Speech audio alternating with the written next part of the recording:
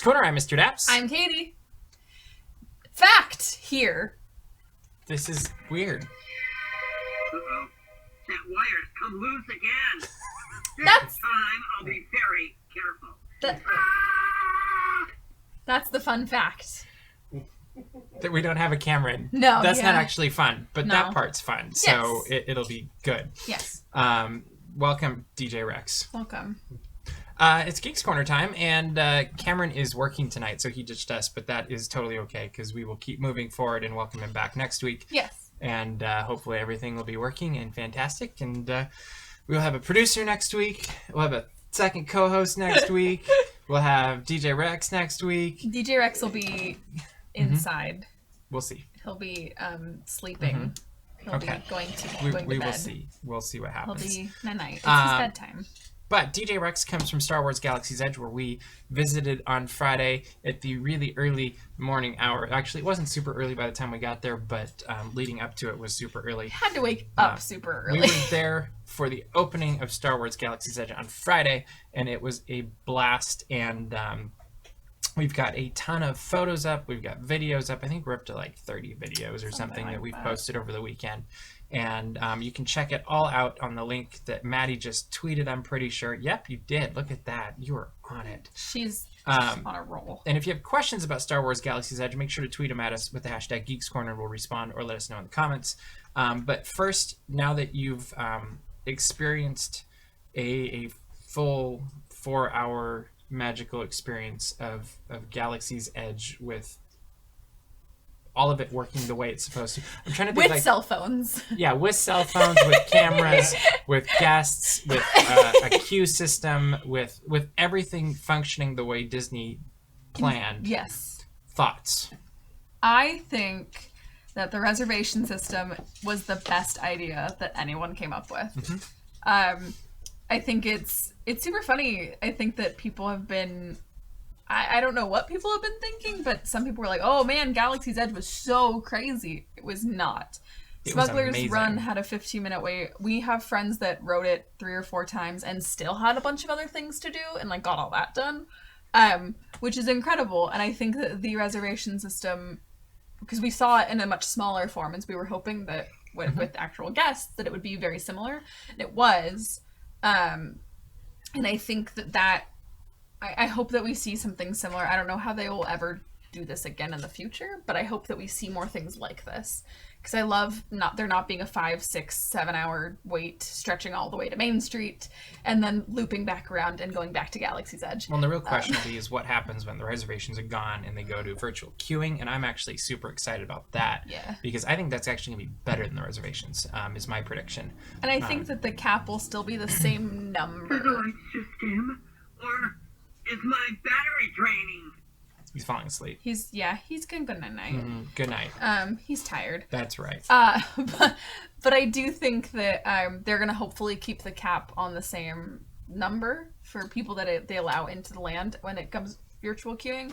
And that way it'll never be wall-to-wall people, because if Galaxy's Edge is wall-to-wall people, you just can't experience it the same way. That is true. There's a lot of hidden details and corners and things to explore that you can't see if you're in a swarm of people. So Well, and prime example is the crossover hour between the two groups. That gets a little bit busy, but it wasn't terrible at the No. same time. And so Bailey asked, here's a question. Do you think a non-Star Wars fan would be able to enjoy Galaxy's Edge? I can actually answer that firsthand because we had Calvin from Window to the Magic with us there, and he'd seen the movies, but he was very admittedly not a Star Wars fan. He's like, Yes. I've seen the movies. It's okay.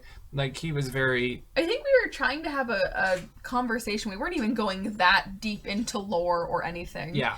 And it was just like, Like, he common things, like, he knew what a lightsaber was, but Yes. only because he was going to buy one. And he he- wasn't entirely sure why he was going to do it. He just wanted to. and he knew that he wanted, when he was a child, he knew he wanted Darth Maul's lightsaber. A certain one. Yes. But, so he did the lightsaber building experience. We have the video up on YouTube. And he was so taken in by the experience that he ended up crying during the course of this building of the lightsaber. Yeah. And that's how immersive, and the storytelling, it's a standalone thing. If you've never seen Star Wars, you could literally come in and you may not know what anything is, but there's, you know, big animals walking around, you know, walking carpets, and guys in suits, and stormtroopers and all this stuff, and you don't have to know the verbiage to be able to appreciate the land. Especially with Savis, I think the Gatherers do a great job of explaining kind of the lore of the Jedi and the lore of the Kyber crystals.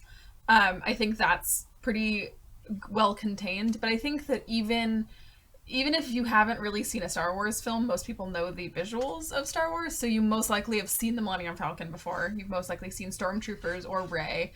But there's so many stories that the land has to tell itself that aren't dependent on the films, and it just really takes you to a different world. Yeah, and everybody was in character and just having fun with it, or living it. So I'm assuming they're having fun, but we were having fun with it. We were having a great time. Another question from Context Clue Confessional, which is actually our good friend Mikey Really Likey.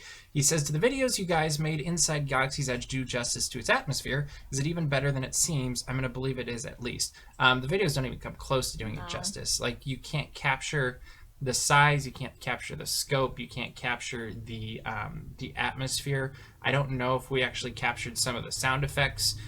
Like, they did a fantastic job of storytelling with the way they do sound, where traditionally you'd have area music in different areas of the park, and here it's the music is really the areas of the land, although you do hear some like radio music out of different buildings and whatever.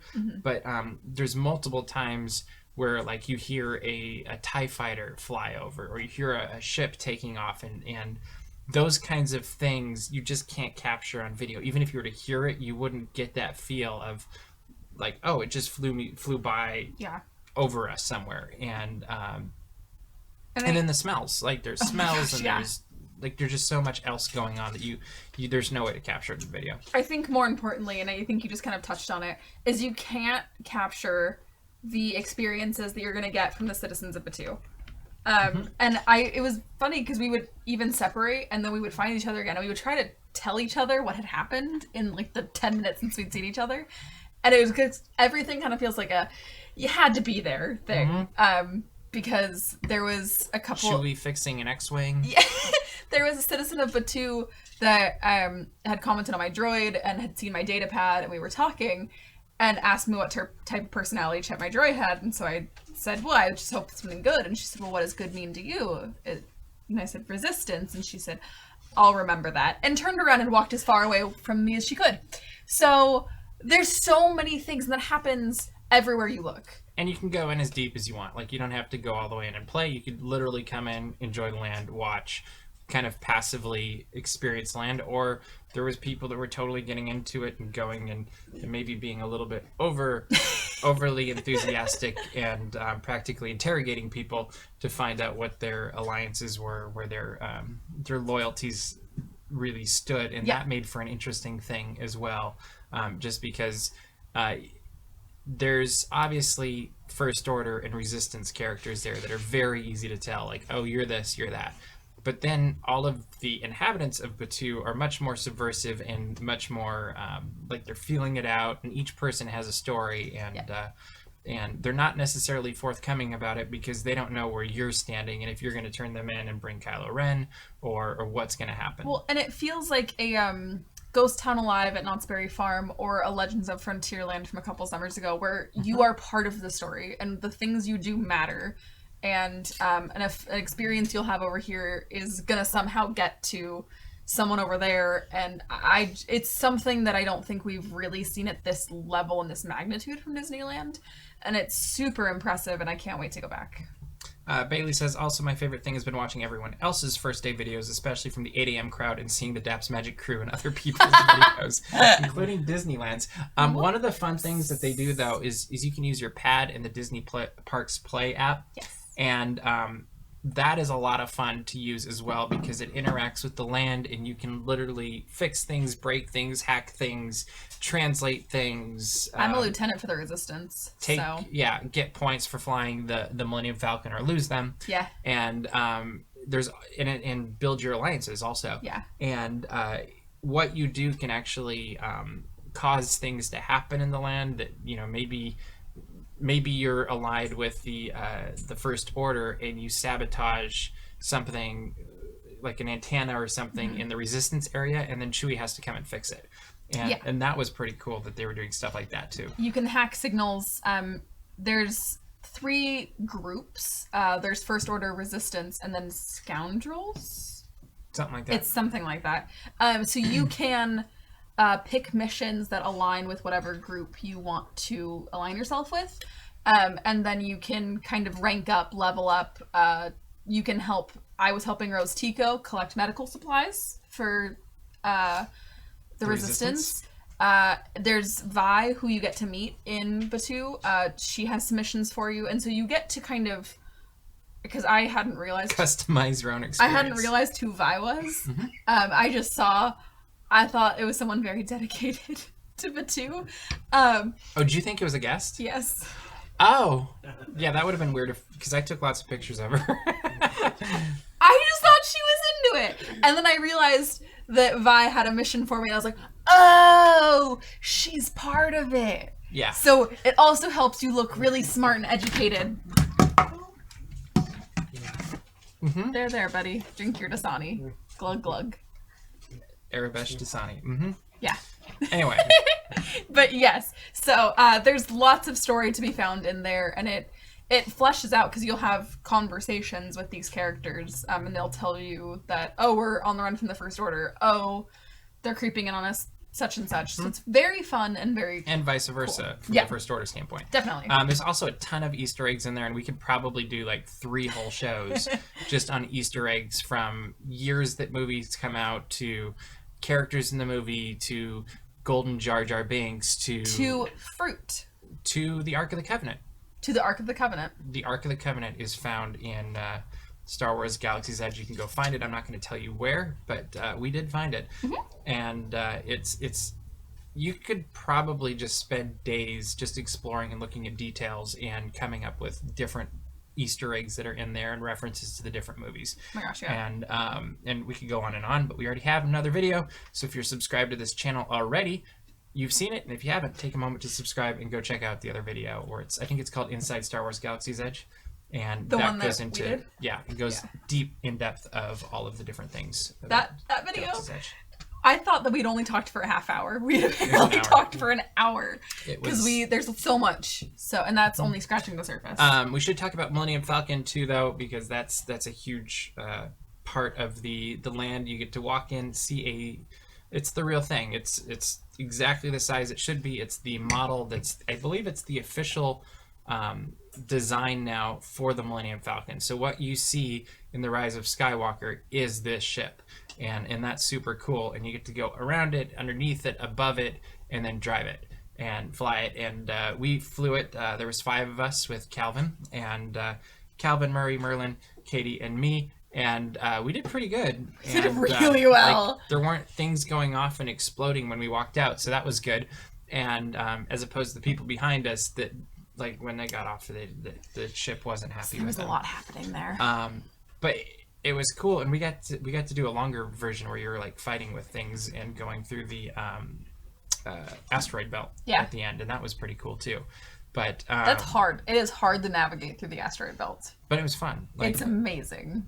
And you never know when it's going to end. And every time you go on it, it's slightly different. And it really depends on how well your crew's doing, how well your pilot's doing. How much people are yelling at you in the cockpit. That makes it way more fun. And everyone was yelling at me and hurting my feelings. Just wait till Sunday. Oh, no. We know Jenny's going to be doing the most. No, you'll be giggling and squealing the whole time, probably. Probably. I feel like you need to be a gunner so you can push that button over. You need to shoot TIE fighters. Yeah.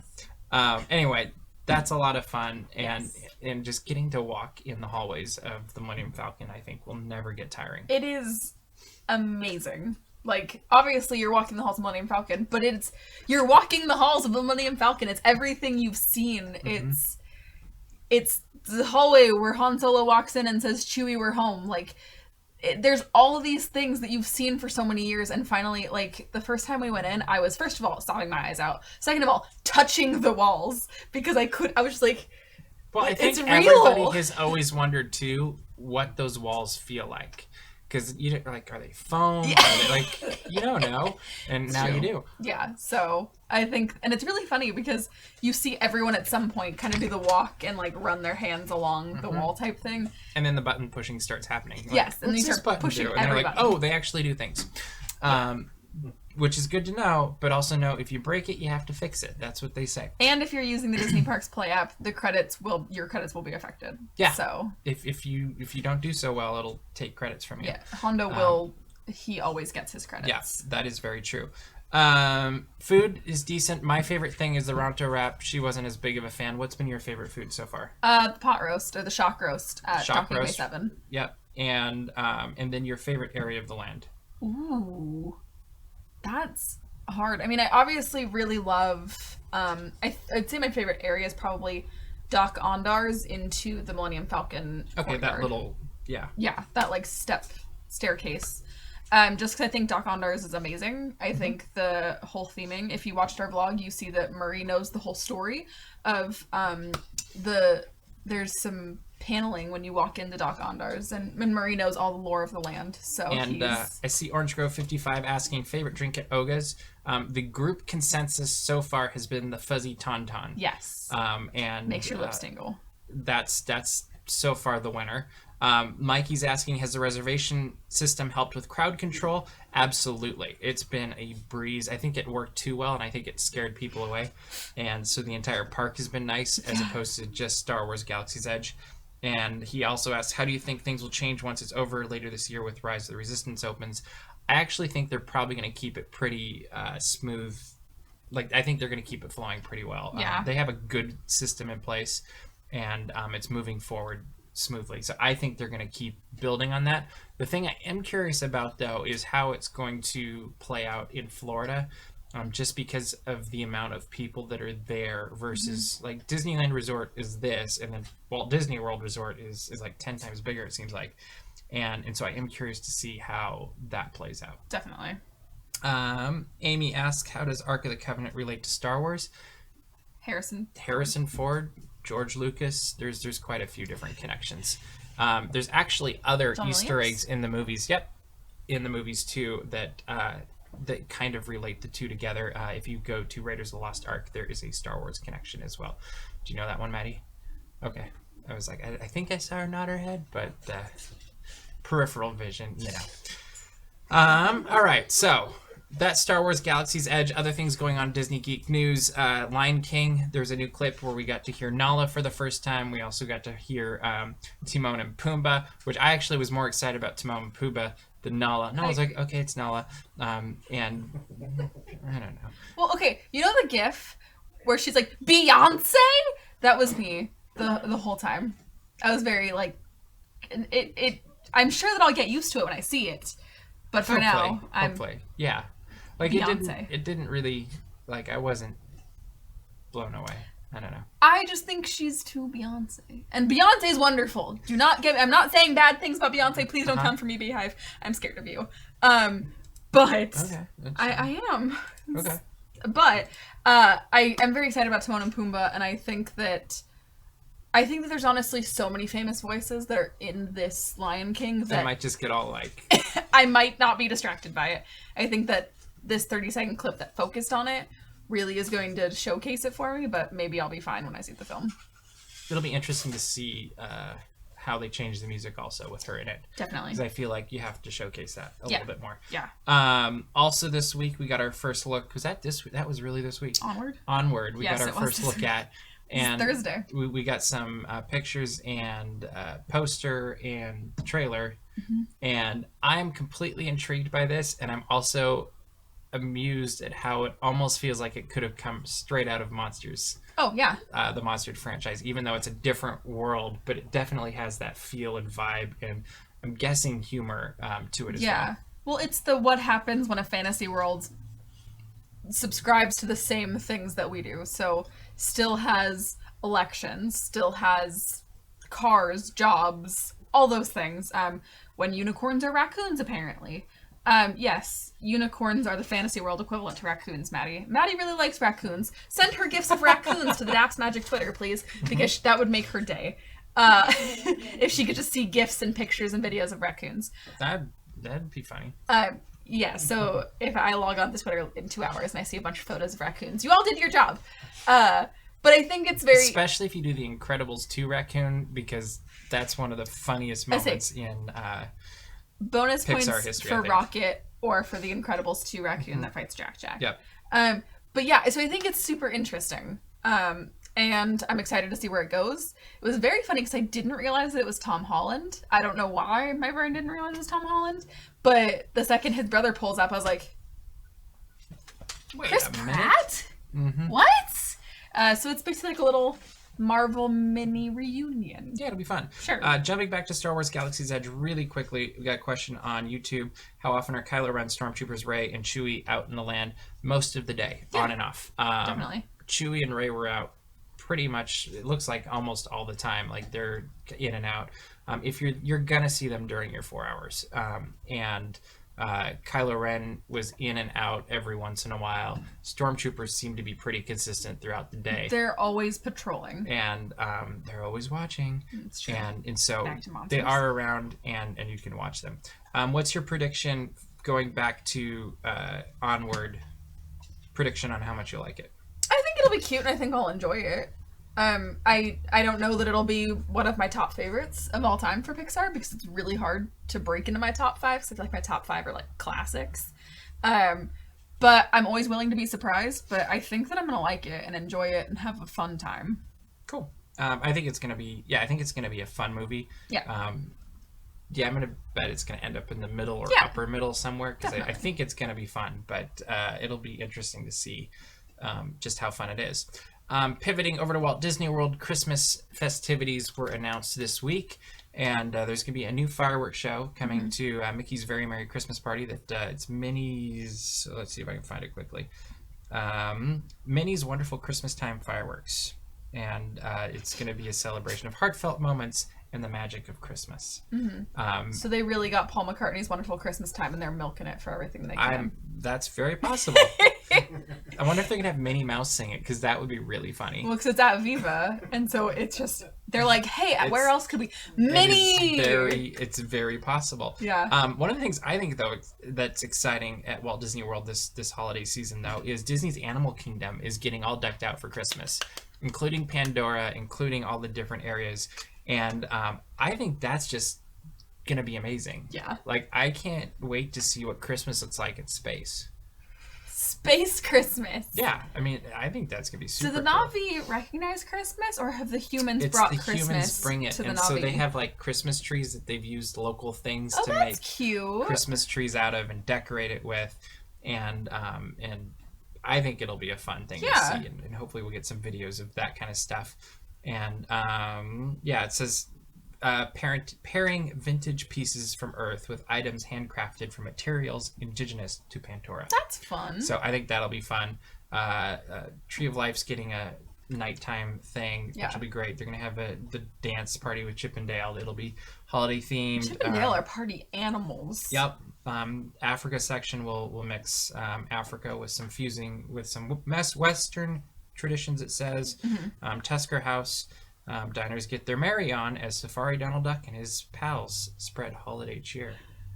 It's going to be fun. And then, of course, Candlelight will be coming back with the festival holidays to Epcot, and there's tons of stuff going on over there. And then Hollywood Studios is always incredibly charming at Christmas, and we're going to keep speeding on through that because we are starting to run out of time.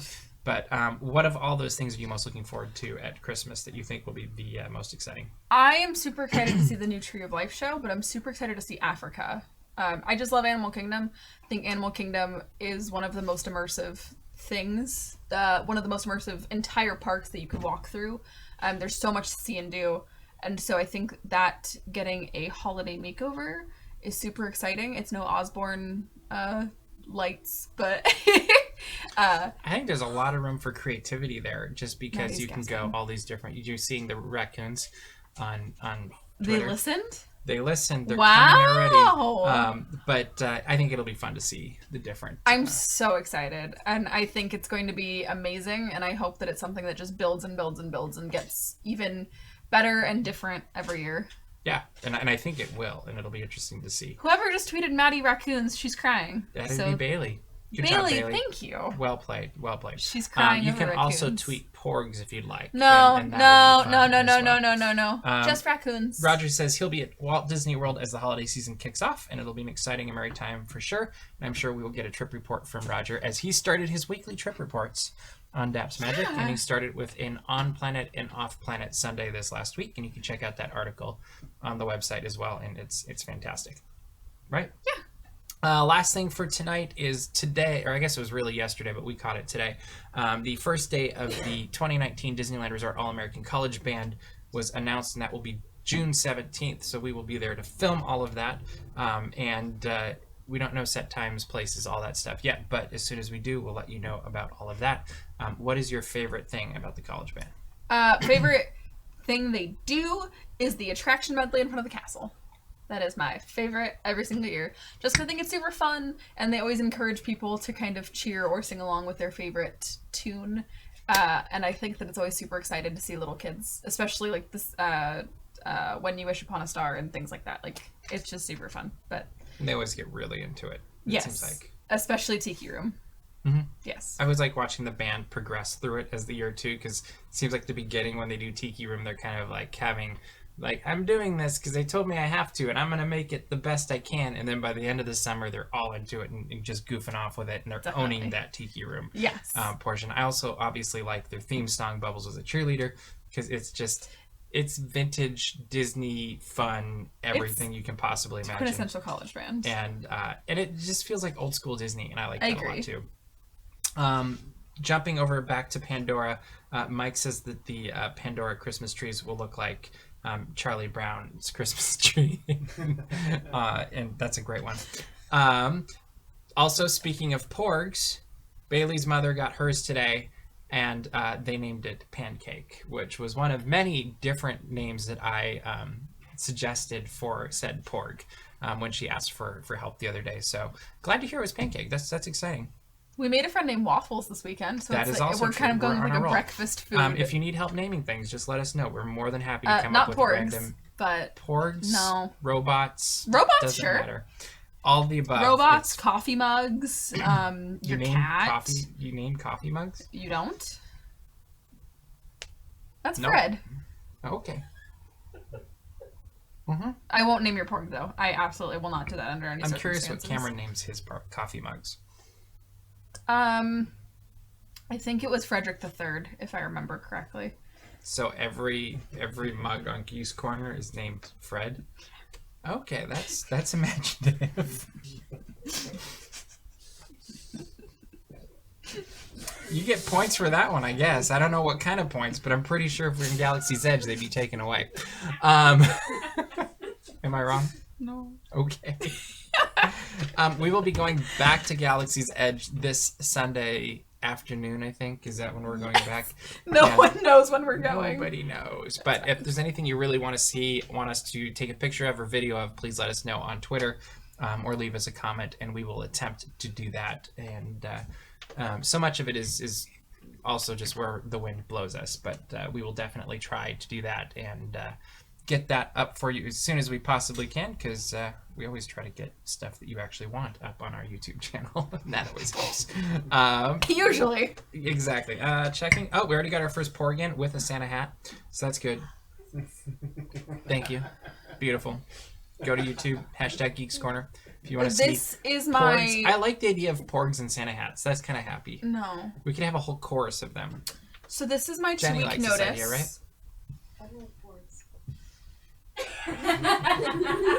For those of you that couldn't hear, Jenny just said she doesn't like porgs, so now you don't have to go watch the pre-show because she doesn't like porgs. Wow.